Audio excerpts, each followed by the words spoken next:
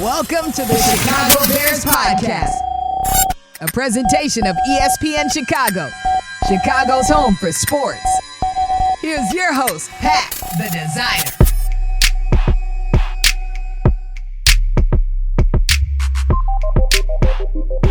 Bear down, Bears fans. Welcome into another edition of the Chicago Bears Podcast. Finally an off day, kind of, not really. We're still working, but not at Hallis, and at a minimum, we get to look back at what we've seen. Courtney Cronin on the podcast today. Courtney, how you feeling today? We're good. It's nice that you got a couple days of pads. You have a little bit of football, however much you're into the Hall of Fame game. But hey, it's back tonight, so it's starting to feel a little bit more real. But you can also look ahead and be like, wow, we have a really long way to go in training camp before we have answers on stuff.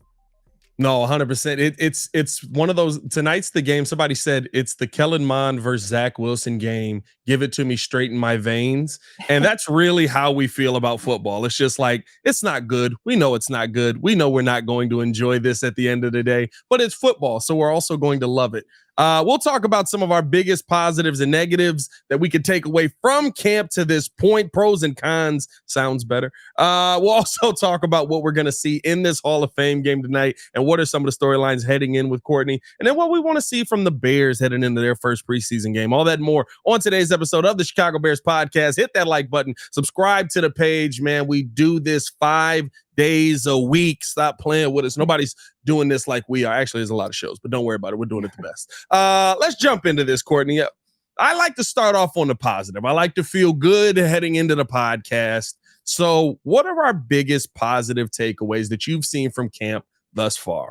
I wrote about it today at ESPN.com that the growth of Justin Fields as a passer. We are now just over a week into training camp. They started practice last Wednesday. They've been in pads for 2 days. And even though when we last saw the offense, it was struggle city on Tuesday and how poorly they executed in 7-on-7 and the early move the ball periods, like there are still a lot of takeaways from Fields in the first team offense, specifically when it comes to his growth as a passer. Like he's checking a lot of the boxes. And yes, it's early. And yes, the bar was set pretty darn low for an offense that averaged like under 131 yards passing per game last season.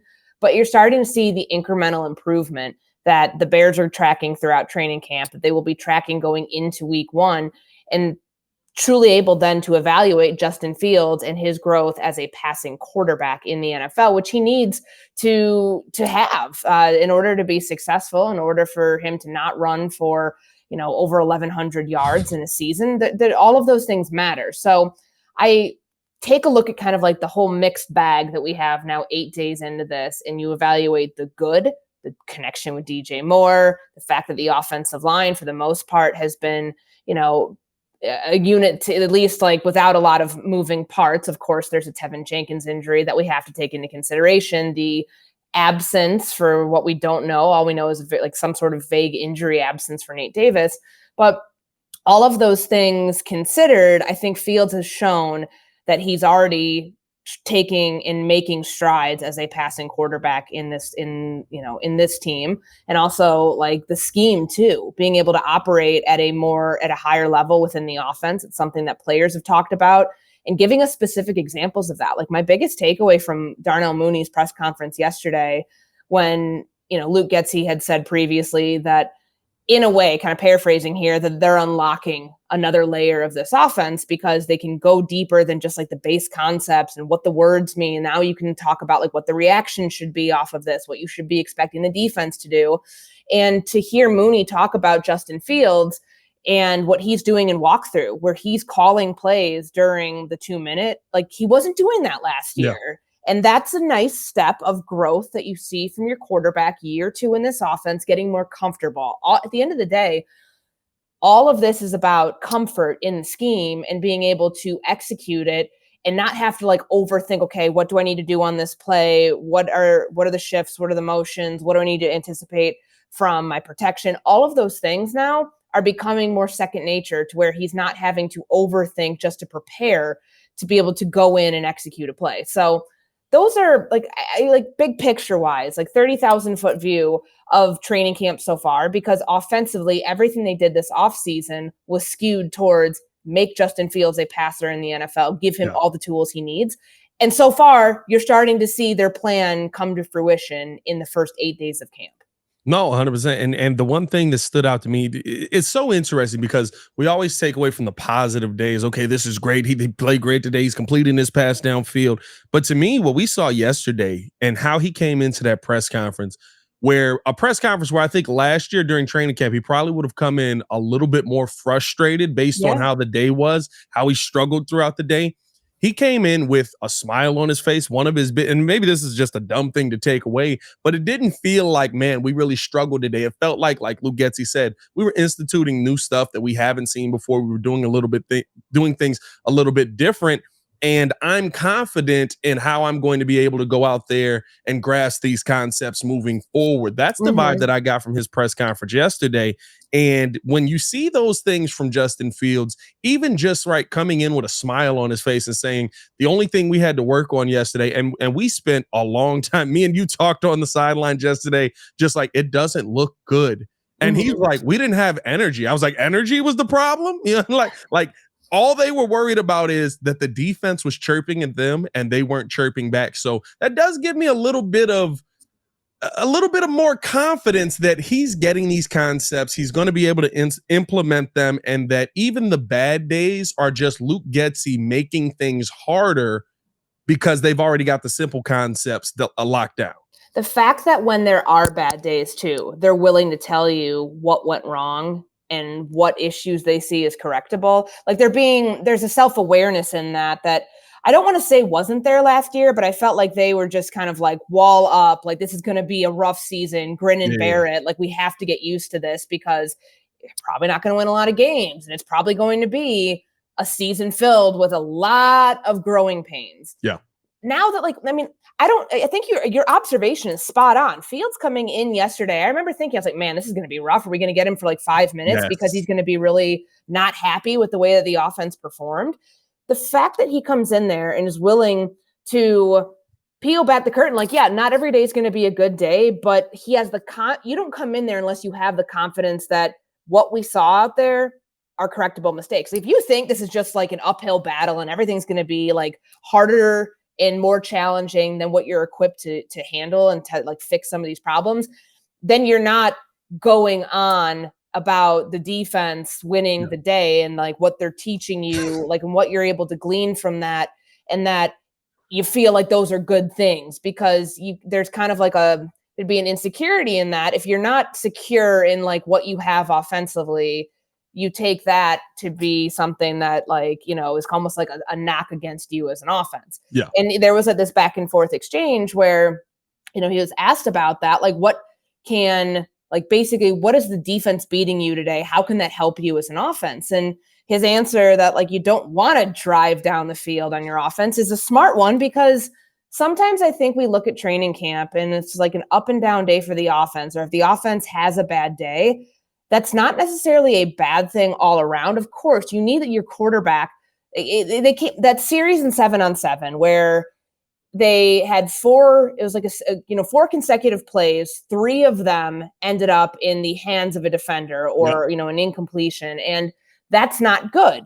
But for them to bounce back, for Fields to go, I believe I charted 6 of 9, those 3 straight completions to Cole Kmet, the big catch to Chase Claypool. And then, for them to settle for a field goal there to get out of this rut that they were in and finish off the 2-minute drill at the end of a very long practice on a more positive note. Yeah. That's something you wouldn't have seen last year when the implosion happened in training camp in 2022. It kind of snowballed and they might have bounced back the next day, but there was still this lingering feeling that, man, it's going to be rough this year. This is going to be a hard one to have to get around. And so I look at how Justin Fields handled not only practice, but talking with his teammates, talking with the media afterwards, and what his message was as a sign of growth. And that, more than just him being taking the steps to show you that his rhythm, his timing, all those things are better than they were last year. It's his handling of the perception around, man, bad day for the offense.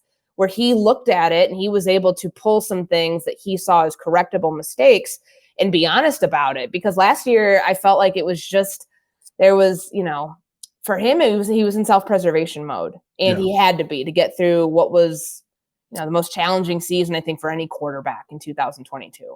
Yeah, I mean, and especially with some of the pieces he had standing in front of him and to throw to, like you were literally just. That's one of those where even in training camp, Justin probably was like, "This is going to be trouble." He's self-aware enough to know that like that is not something that it was going to be easy for him. And when you know that, it's kind of like, okay, I've got to get through the next 5 months. You're not going to be happy. You're not going to come across as somebody who is super excited about what's going on. And I just felt like he's always had ownership. No one's ever like claimed that Justin Fields isn't that guy that like is the locker room leader. But for him now, it's like, yeah, there's going to be bad days. I can be self-aware about it because I know what we can do as a team to get past the bad days, and like confident that like your personnel is going to help you get past those too. Whereas last year you've got 13 receivers competing for 6 spots more or less on the depth chart, and you didn't know who could do what at this point. Yeah. Like the fact that he has the answers to the test on, so many different levels this year is already like a really good sign that things can at least trend better. Might not be by like a huge amount of wins, but much better than they were last year. No, 100%. And I think the one thing you said something where he goes 6 for 9, right? And he starts moving in the right direction in that 2-minute drill. It feels like he has his weapons that he knows he can go to when he has to complete a pass 3 times to Cole Kmet, right? And even when we've seen him struggle a little bit, right? Instantly, okay, DJ, go out, be fast, and be one of the better receivers that we're going to see. I'll get the ball to you. It just feels like I can see how this offense is starting to have the consistent weaponry that he can fall back on if they are trying some different concepts, if they are trying some things that defenses are like, no, we're going to shut that down. Like, we're not going to let you have there's that. A workaround. Like, there's a workaround. Like, go to the big dude. And that's what we're seeing here too. Like in training camp, I know a lot of people don't want to see the passes to the running backs or the screens or the short passing game. Yeah. I object to that idea because he was not one to take the layups last year. Yeah. And that's an important part of his overall growth. That's getting out of a jam because we see how so many teams, when you're facing teams that play cover 2 and they're going to take away your downfield routes, like you have to be able to adjust. We didn't see those adjustments last year. So watching him in practice get really active, his running back's very active in the passing game. To me, that's a sign of growth, not only from the quarterback, but from the offensive play caller, who I know Luke Getsy said right now they're going through a script. It's not anything that like he's doing specifically to help Justin through some of like the rough moments he's had in training camp. But I think it's growth of the play caller and growth of the quarterback in those moments that you can take away from practice. Yeah. No, it's seeing. And it's how Luke Getsy has talked about it, where it's just being able to go into the deeper things in the playbook, being able to look at, okay, this is where we were at last year. Now we can have this conversation. Now we can implement this. Now we can add this. It's while it's getting tougher, and you can tell that it's getting tougher on the offense because it's new concepts. It's different things that Justin Fields couldn't fall back on last season to get him out of jams. There was a certain set number of plays that we could see. After a while, we started seeing the same plays in every game. We were like, hey, I don't know if y'all know this, but that little end around thing y'all keep doing to Equinemius or Chase Claypool or whoever's in there, it doesn't work. And there just wasn't enough that they could fall back on. I think coming into this season, one of the main positives I am taking away from this offense is I think that there'll not only be the weapons there, but there'll also be Luke Getsy will be able to get so much more creative, and I think we'll actually get to see this offense open up and look a lot more like what even when Aaron Rodgers was there, year 2 of what the Packers did instead of what we saw in just year 1 of what the Packers did. Yeah, and there's, for Getsy too, like think about how good they were early in games. Mooney mentioned this yesterday because they were on script. The second they got off script and when they were playing, behind the 8 ball more or less, that's when, when you're behind the chains and you're in like third and long most drives. And then, it becomes 3 and out after 3 and out after 3 and out. Yes. It's hard to catch up to that. So being able to, find ways to get off to a faster start. But then like after you go off script, being able to, maintain that. And that's what I thought was so interesting about Wednesday's practice. Like it was the call it. They did like a bunch of call it plays. Like that's the reason it was so long, because they weren't just going on script. I think Mooney said there were about 15 call it plays, which is not on script. It's in the moment. Here, you have to know the plays. Here's what we're going to run and execute. They weren't able to practice that same stuff at this point of training camp last year because they were all just trying to like learn the very basics of this offense. And that's hard. A lot of times, it's not like there was a veteran team that had run variations of this scheme before. It was a group of young players, by and large, for the majority of the offense, that was all learning at the same time. And now that they all kind of have, they have the basics mastered, then you can add in more concepts. And what Luke Getsy said, not yesterday, but at the start of training camp, is that, they're excited about it because they can get a little crazy now. That was his words. And crazy to me means more creative. Like, you saw in the Netflix show, I don't know if it'll ever get to this, but those periods of practice where the Chiefs were able to, like, I forgot what Andy Reid said, it was kind of like their playground. Like, they had a part of practice where Patrick Mahomes was able to call plays. That's how they instituted the play against the Raiders where they went like around in a circle, and then it was the reverse where the ball was snapped to Jerick McKinnon. Like, that came from those moments. The Bears are probably still far away from getting there, but it sounds like they're closer to, when players are taking ownership of the playbook, and when Justin Fields is able to do more than just execute or carry out what's asked of him and execute in ways that we have not seen, that's when you're going to be able to measure that growth in games. But it sounds like they're already getting there, in a way where they're comfortable letting the quarterback have a little bit more of the reins of the offense. And, just to get to hear from players how they're seeing that play out, because anybody can say, yeah, he studied it was the same thing with Chase Claypool. Yeah. We hear he's been in the playbook. We hear you're studying a lot more. Okay, well, tell me how. Tell me how Justin Fields, same thing. Tell me how he's learning it better and how that has a real life application every day in practice. And, to hear from Mooney about the walkthrough stuff, I thought was a really important clue into how this thing is actually going for him. Oh, 100%. I'm excited to see where this offense is going to be. Another thing that I think is going to be a positive for this Bears team as a whole is this does come off a day where the defense is actually starting to look really good. And even if the pressure on the line, I asked this yesterday on the pod, basically, right? Is Justin just staying in there because he's trying to force himself to stay in there and actually make a pass? Because there's a lot of these where it's like sack. Yep. And it's like, well, I've also seen Nick Bosa about to kill this guy, and he's rolled out of it and turned it into a 15-yard gain. I don't know if these are really sacks at the end of the day, but the defense is creating pressure. I like how even Allen Williams is finding creative ways to send Kyler Gordon, Jaquan Brisker still into the backfield. And Tremaine Edmonds is everything is advertised and more.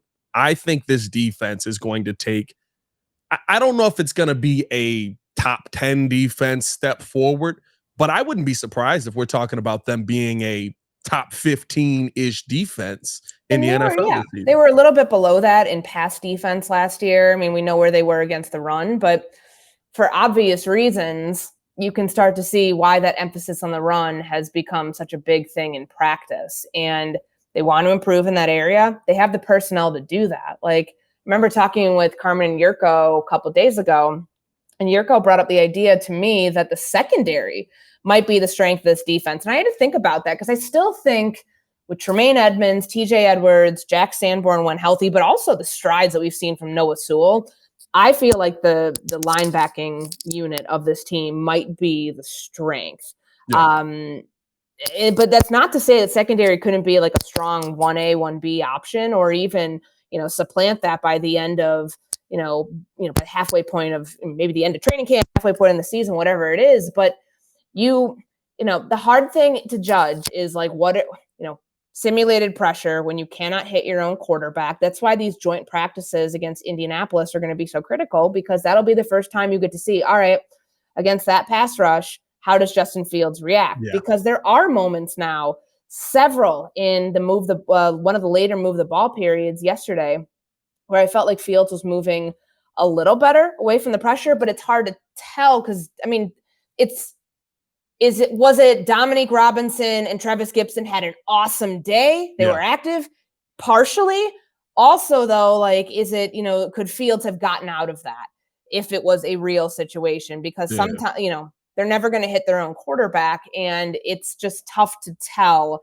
Like, were all of those sacks, or was there something that, like, because they were going basically at walk-through speed at the end once they slow up with the rush and all of that. But I do think there were some positive signs with how the defense had like one good play and then another good play, and they were able to string these things together throughout practice on a day where they just kind of demoralized the offense from start to finish. And, to be able to hold the offense to the field goal at the end, because there was that pass breakup in the front of the end zone. I think that was to Cole Kmet, like one of the final plays. And then, to get the pressure in Fields' face on third and 7, what it was on that final play before they settled for the field goal and making him throw the ball out of bounds. For a pass rush that has a lot of question marks on it still, to be able to do that in the early part of training camp, at least they're showing you what they're capable of. And it just hopefully, for their sake, that they will get some extra help in there and get somebody else coming off the edge. But at least right now, if you're Ryan Poles and you're looking at this, the comments that you made about Travis Gibson and Dominique Robinson, but also DeMarcus Walker, and when we have seen him, we didn't see him at practice yesterday, but Rasheem Green, like, he's been very active too. So at least you have like a more formidable group, even if it's not like up to standard of what you expected for this pass rush. At least you have, some guys showing signs that they can play the position and do, far better than what this defensive line was able to generate last year, because it's not just the edge.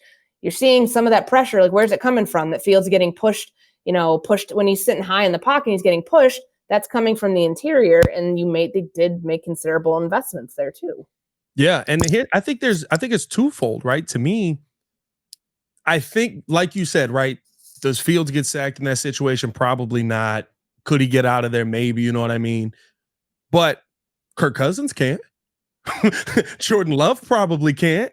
And that's Jared Goff probably can't. To be able to have his legs in those moments, like, I think it would probably, if Bears fans who go out to practice would probably feel so much better if they could see Fields take off and utilize his legs and try to get out of those jams the way that we've seen happen when it breaks down in games. And to your point, Pat, but like, maybe he's staying in there just for the sake of trying to climb the pocket and show that he can do it. It could be some of that.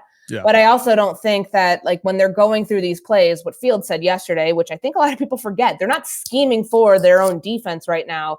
They're working on like their plays. They have a huge call sheet. Like, he, did this whole demonstration of like, we're trying to get all of these plays in right now, just to literally learn them, to go through them, to make sure that we have everybody where they need to be, everybody on the right assignment, because Luke Getsy told us that every play right now has about 1 or 2 mistakes. And those are alignment mistakes. They're first time experience mistakes. Yes. Once you get through more of those, master, like, or at least get that to like a level where you're comfortable with, then you'll start to game plan for what the Bears do, offense does against its defense. And you'll be able to see more of, in this situation, is Fields just hanging in here for the sake of it? Or will he, inevitably take off and, try to make a play happen downfield? And then you get to see potentially what those plays are. But I still think we're like a week away from that happening, because they're still learning concept, like the base plays that they're going to try to run, and some new things that were installed within like the last couple of days. And a ton of this, remember, like I talked to J-Mac about this yesterday on the pod too, right? A ton of this is the ones versus the twos. Yesterday was a ton of ones versus twos. Mm-hmm. Most of this is going to be ones versus twos. So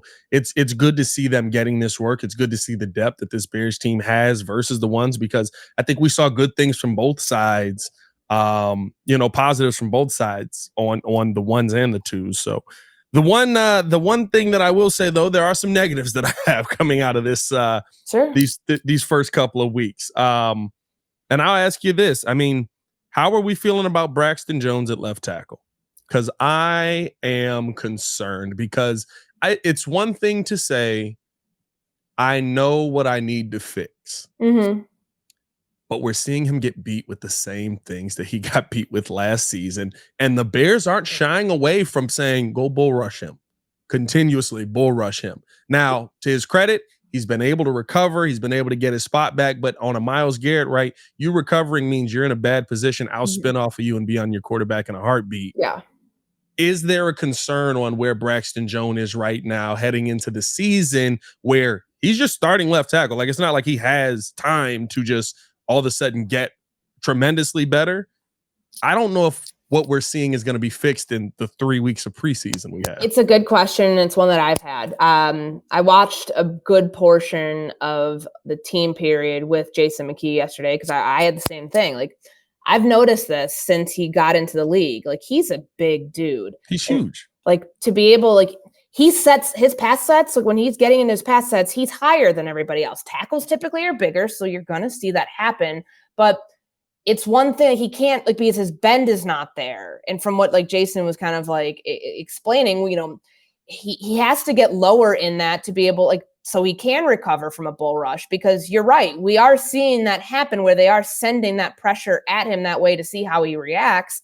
And what he told us, what Braxton Jones told us the other day, that his, you know, his hands, like, he worked with Olin Kreutz this offseason, you know, kind of training that element. That's still something that he thinks is his weakness. I thought he was very self-aware and honest about some of the issues that, you know, he's seeing pop up in training camp, and that he's not at all a polished product just yet, and might not be this season. Like, you know, he doesn't really feel like a vet just yet. He's still a second-year player. He had a far bigger learning curve coming from an FCS program last year, where I feel like, you know, he did a pretty, like, remarkable job last year, playing every single snap after coming in, you know, not playing against the sort of competition on a weekly basis that the guys who were, you know, playing offensive line who were drafted ahead of him likely faced. And he did yeoman's work in handling that. Is probably the most consistent, him and Tevin Jenkins, the most consistent offensive lineman that they had last year. But I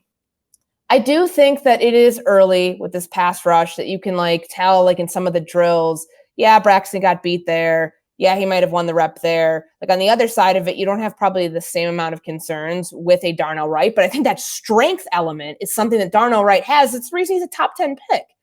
So with Braxton Jones, he's probably got to find ways, like, to compensate. Like, if I can't get lower in my pass set, if I can't withstand, you know, a bull rush coming off the edge or a pass rush move that, like, forces, you know, kind of forces, like, they're forcing me to go inside, like, that's going to be a problem this year. I never gathered anything like, you know, like some, like, immediate concern from, like, the offensive, you know, from, like, anybody on the offensive side about that. I still think that, you know, this group, just kind of the big concern right now is, all right, what is this Tevin Jenkins injury? Because they put Alex Leatherwood in there at left guard yesterday after Jenkins went down. Luke Getsy, when I asked him, didn't seem to, like, he just saw him walking off. He didn't know what it was, but is durability going to be an issue? And again, what's going on with Nate Davis? Like, when is he coming back? Like, now you're down 2 starting offensive linemen. They anticipate this stuff, which is why it's so great for them to have Lucas Patrick in the fold. And I was watching him at practice yesterday. Like, Cody Whitehair is the vet on that line. I mean, he's the oldest one playing there. He's been here since 2016. Lucas Patrick is the heartbeat of that line. And watching him, like, go pick up Braxton Jones after, like, a really rough series during the early move the ball periods, and watching him, you know, interact with Alex Leatherwood and, you know, kind of keep that unit together when they were getting their ass kicked up front yesterday. Like, you got to have somebody embrace that role. And even if it's somebody who might not have a starter's role, he's going to be playing, because injuries are a thing up front. And right now they're proving to be a thing. So you're more comfortable about the depth. And I know that we started this conversation about Braxton Jones, and it kind of, like, matriculated into that. It, though. But it's a good spot for them to be in, because they did not have that last year. Well, and it all morphs into the same conversation, right? Because the concern with Braxton Jones, you're less concerned about Braxton Jones if Tevin Jenkins is healthy, because you know Tevin Jenkins has the ability to play left guard or left tackle. You know that you have Lucas Patrick there, who pretty much can play the entire interior offensive line. You know, so you have Alex Leatherwood, who might be able to slide in at some guard for you. So you feel good about the depth. But as the depth starts to go down, right, like, as soon as Nate Davis goes down, we're all just like, what happened? Like, we haven't even seen him. It's not like he's not even on the sidelines out here. You know what I mean? And I would assume on a padded day, they're not giving him a veteran's exception. You know what I mean? So it's going to be, a situation where unless it's long-term, they're not going to say anything about it. But, Yeah. Having Lucas Patrick on that side and Alex Leatherwood, I remember when they were toying with him last year, like in practices after, he came back from mono, like they moved him around. I mean, yeah, we saw him at right tackle very briefly in that Packers game. Yeah. But it was left guard where we heard most of the buzz about we like him over here as a backup. And to utilize him in a role where, I thought he held his own yesterday after Tevin Jenkins went out, which at least it would be a good thing if you're a Bears fan. It doesn't feel like there could be that much of a drop off depending upon how long Tevin Jenkins has to miss. We don't know what the injury is, but this is somebody who has had back concerns and neck concerns, and you just don't want that to be something. If that is what it is, again, we don't know, but that's where your brain goes. Like, okay, he's dealt with this stuff before and it's become an issue. His availability, like if that comes into question, then that's something that could change that position and change the entire left side of the offensive line. And the one thing I will say is we did get a chance to kind of see him walking off. He didn't look like he was in any that's why I was like I was so confused at first. I'm like, what happened? Yeah. There wasn't any, he wasn't favoring anything. So I don't know. I mean, I saw him walk off. I did not see him actually get hurt. So I was maybe there was a scare of some sort. Who knows? And the scary part about it, right, is it's a back. So if it is his back, it could be something where he's just grimacing under the helmet, or it didn't seem like anything to me, but I don't know, man. We'll see. A position that I felt very confident in coming into camp now has me a little bit nervous in this offensive line, and so we'll see what it all ends up being. Let's keep this thing moving along. Head into preseason, but before we do that, we do have to let you guys know that this portion of the show is brought to you by the Hard Rock Casino in Northern Indiana. See Black Veil Bridges and VV on September 28th at Hard Rock Live. Tickets are on sale now at Ticketmaster.com. All right, Courtney. We've got football kind of back tonight. You got to throw that kind of in there, right? Yeah. We've got the Hall of Preseason Fame game. Football's back. There will be large men running into each other tonight. Take that how you will. That's crazy. But at the end of the day, you know what I mean? Football will be played. What are you looking to see from the Hall of Fame game tonight? So there's no Aaron Rodgers. He hasn't played in a preseason game since 2018. Don't expect him tonight. There's no Deshaun Watson. It's the first game. I remember last year watching the Hall of Fame game, and it's crazy when you talk about we just need something to watch because people have such an appetite for football. The ratings for that, if I remember correctly, were just nuts. People tuning in to watch a Thursday night early August football game. But as far as storylines here, I don't really care about Zach Wilson playing to be Aaron Rodgers' backup. I don't care about those sorts of things.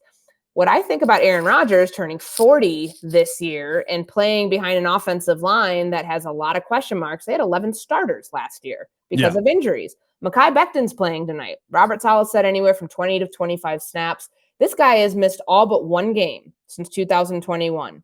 He's trying to regain his starting position back at tackle. And then you've got the two guys that they just drafted, Tippmann and I think it's Carter Warren, the other guy that they drafted in the 4th round. That stuff, to figure out, you're not going to see premier line play tonight, from guys that are starters, but these are people who are competing for roles. So that's important. And I think for Aaron Rodgers, when we've seen some of these practice videos and wow, look at that great pass to Garrett Wilson, you know what else happened? The rush was in his face. And so this is not just a Jets thing. This is for Justin Fields too. When they get to preseason games, how does the offensive line look? Is your quarterback, because right now they're saying and doing all the right things in terms of how they have to protect for him, knowing who they have behind him. I think that was echoed by Braxton Jones and Tevin Jenkins, that they, just kind of hold on for dear life. This is somebody who can leak out the back and, make an explosive play happen, even if it doesn't look like in the moment where you drop back when he drops back to pass. But that's what I'm looking for tonight. Just how does this offensive line look? Are they getting bull rushed? Are they getting pushed back into Zach Wilson? Because some of these people that are playing tonight, you're going to see this season for the Jets, just based on, how things like outside of Elijah Vera Tucker, like there's nothing there that's a lock for that offensive line. Dwayne Brown's 39 years old. So I look at this situation with the Hall of Fame game and like what your takeaways could possibly be. For me, if I'm looking at this from like what it means for Aaron Rodgers in year one with the Jets, that could be make or break for him. It really could, because yes, he still is a very elusive player and he can move in and out of the pocket, but he's 40 years old. Tom Brady needed better protection in his 40s. How does that affect Aaron Rodgers? And tonight you'll start to see like the very beginning stages of that.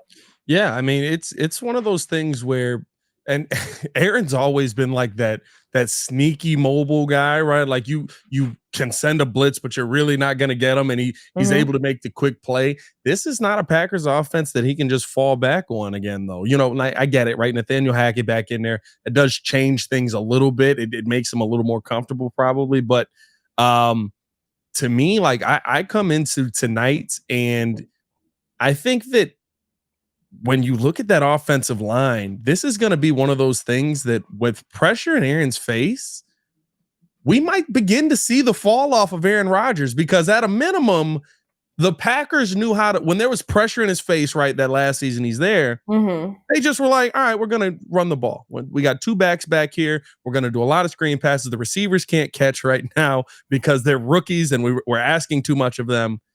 I don't think that he has that insulation just naturally built in New York. So it's going to be very interesting to see that. And on the flip side of it from the Browns, I mean, like, I don't know. Deshaun Watson, can you be great again? That's the only storyline that I think that team has. That's, yeah. Like, I mean, the ridiculous amounts of money that they paid him. Like, of course, we don't get to start to see the answer tonight because he's not playing tonight. He played, like, that's, I always, like, fight against the notion starters need time in the preseason. Like, okay, great idea in theory, but they're never going to play that much where you get like a comfortable feel. Like Deshaun Watson played one series last year against Jacksonville in, I think it was like the third week of the preseason and before he started his suspension. Yeah. We saw nothing from that. So like, there's no reason for either of them to play tonight. No one's changing their mind on that. Like the Hall of Fame game is always like the, that's going to be for like the 50 through 53rd spot on your roster. That's where you start to see those position battles take shape. And, if you're not a fan of either of those teams, you don't necessarily have a vested interest in what battles there are out there, but it kind of whets the appetite, so they say, to get a little bit of football going tonight. The special teams battle is going to be lit tonight. That's really what we're seeing. It always is. You'll never. I will say this: my favorite thing about games like this is when you get into like the third and fourth quarter. It's some of the worst offensive football you've ever seen in your life, but you never see guys try harder. Like you never see just like flying to the football, diving. It's like, okay, but all right, I'm sorry, you didn't make this iteration of the team. I mean, the fact that football's back though, like it really is one of those things where being in this and doing the media side of it now, once it starts, it's just a nonstop flowing river of football. And that's just awesome to me. Like, I'm not going to lie. I'm just excited about that in general. Is there anything heading into the Bears' first preseason game that you're really looking to see from this team as far as improvement? Of course, health would be great, but just improvement on the offensive or defensive side, or I guess, right, still looking to add a pass rusher, right? Yeah, and seeing how many snaps starters will play in the preseason will be interesting. It's a storyline that we always end up following. And when they end up doing that, it's probably going to be that second game against the Colts. I think we will probably get most of the answers, at least starting to get them during not just like the preseason games, but that like joint practice against Indianapolis. That I think is really critical to see what the growth is from the pass rush, but also Fields with an actual pass rush coming at him. So that's a couple weeks away, but going into the Bears' first preseason game, which we still have, over a week till we get there next Saturday, I'm looking at the position battles that have already taken shape.